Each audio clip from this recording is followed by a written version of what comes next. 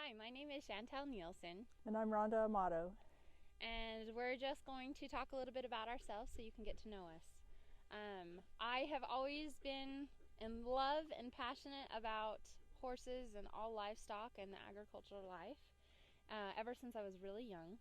And my parents accommodated me, and I was always able to have a horse or a milk cow or something. And as I grew up, that passion has just never faded. And I married my husband, and he went along with me, and I was able to barrel race and do those kinds of things, and I absolutely loved it. And a few years ago, I started watching Little House on the Prairie with my 2-year-old little girl, and I fell in love with a dog named Jack, their Border Collie. Absolutely love the Border Collie. And I always wanted one. And I wanted a white one. And I know it's silly and you should never prefer colors, but I wanted a white Border Collie. And, but I never said anything. And because my husband's like, you always want more animals. I'm like, I know. So, not too long after that, we were talking about dogs and Border Collies. And he turned and he looked at me and said, if you want one, that'll be fine. I'm like, are you serious? He said, yes. So I immediately got on the internet and I started looking for a Border Collie. And it turned out a friend just down the road, down the valley from me, was going to be having Border Collie puppies soon. And so she called me up as soon as her pups were born, and I came on over. And I just, in my heart, I wanted a white one so bad. But I'm like, don't be silly. You shouldn't want color. And her dogs, I knew shouldn't throw white. They were mostly black. And I showed up, and out of all her puppies, she had one white one. And so he was mine from the start, and she even called him Jack. And so his name stuck. And here I have Jack, my dream dog. And it was a dream come true.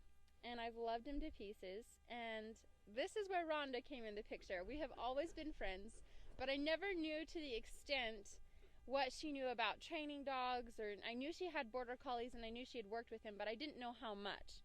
And so she came into my life and said, I will help you train your Border Collie. And so it was awesome. We had quite the learning experience because I was her first ever student. But we stuck with it, and he happened to be probably the most difficult Border Collie we could ever start training. He was such a handful. His adrenaline he's just such an intense dog. But we both stuck it out, and it has been amazing.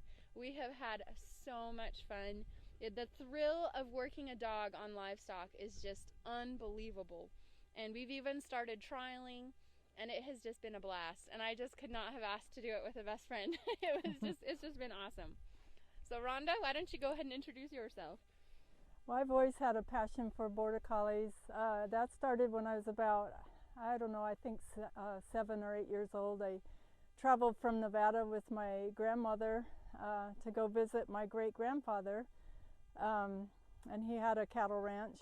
And while I was there, I followed him out to the barns one night to watch him do his evening chores. And one of those chores was to send his Border Collie out to the pastures and bring all the cattle in for the evening up to the barnyards.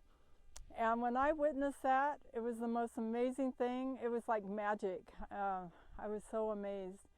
And so my granddad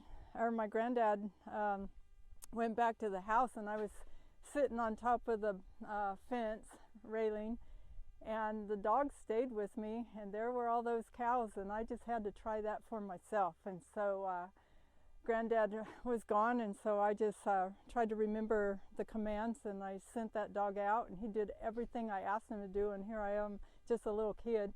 And we took those cows all the way back out to the pasture, and boy, I was so happy with myself. Well, I got in trouble, but I don't regret it at all. That was the most fun thing I ever did. And that excitement and passion that was born there that day stuck with me. But I never saw another working dog after that, and until I was middle-aged. It was in the 1990s. And my husband and my son and I had a small hobby farm where we raised cattle and sheep, and we raised sheep for 4-H projects. And I thought, I started remembering, you know, that dog. I thought, boy, it would be so much easier if we had a dog to go out and gather out on the pastures and help us. And it just so happens that my next door neighbor was a well-known trainer, and he had clinics every week.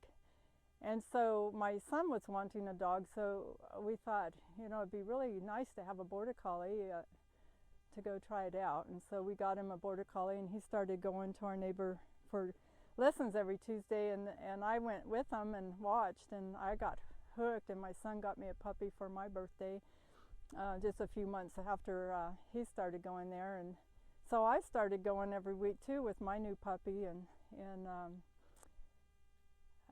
anyway, I just got hooked, and it was so nice having a dog to help at the farm. Just an instance how nice it is.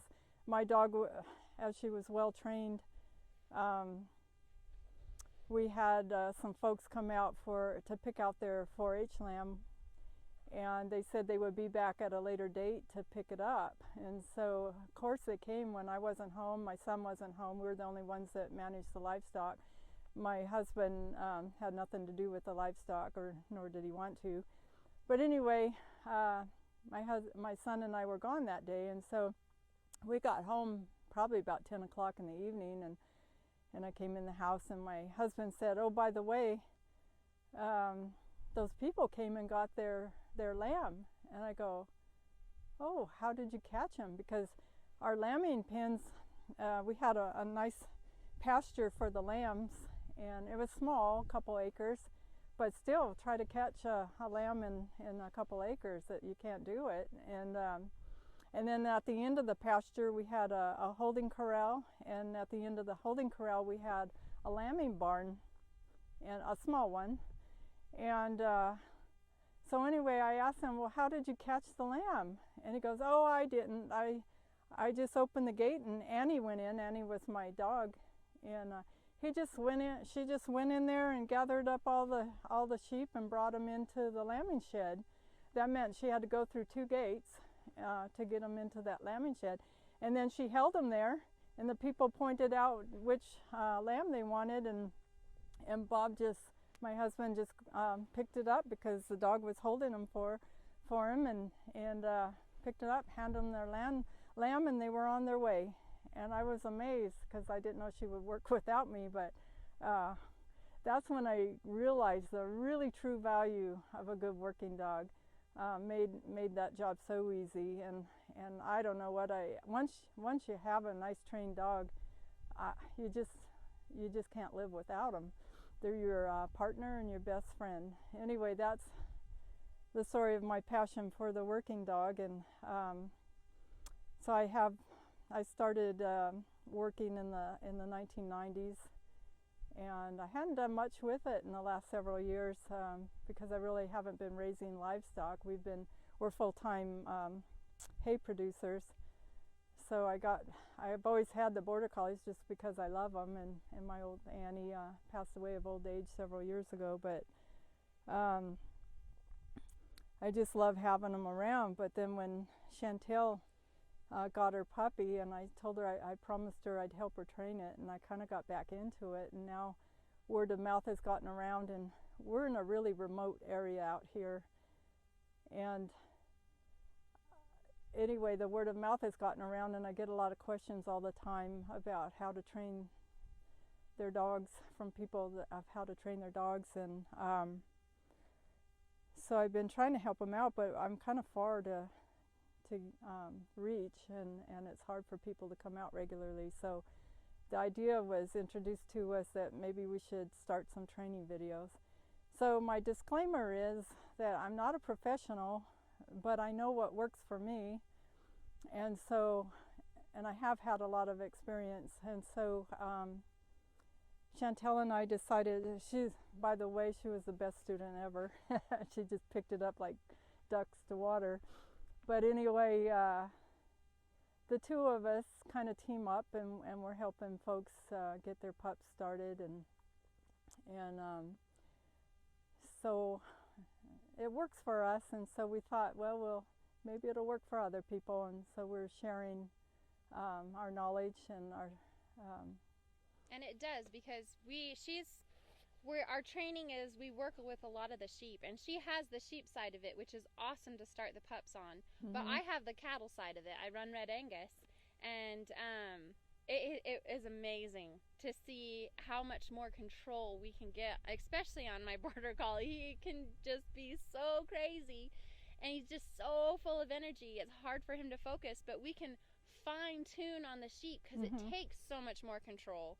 And when I go work my cows, it's like, man, this is amazing what it does. So, and it's amazing to be able to work sheep and cattle, and starting the puppies on sheep are so much easier. Yeah, and when you have a wreck, getting run over by a sheep is a little bit better than getting run over by cattle. Although sometimes I think the sheep are worse. I think you get run over more often by a sheep. It's just not very bad. They're so flighty, they'll run right into you. So we do a lot of mutton busting too. But we enjoy it. We start the pups and the young dogs out in a round pen, and that's just mainly so that we can catch the dog. They get so wound up, and we have a little more control in the round pen and can catch them. But it's been working out. People are happy, and we enjoy it. We enjoy what we do, and we enjoy these dogs. Jack, her pup, is, I have the great-grandparents to her dog Jack, and so that's kind of cool. I like that he's out of our line of dogs. Yep. So, anyway, hope you enjoy our videos. Enjoy. And have fun watching them. Thank you.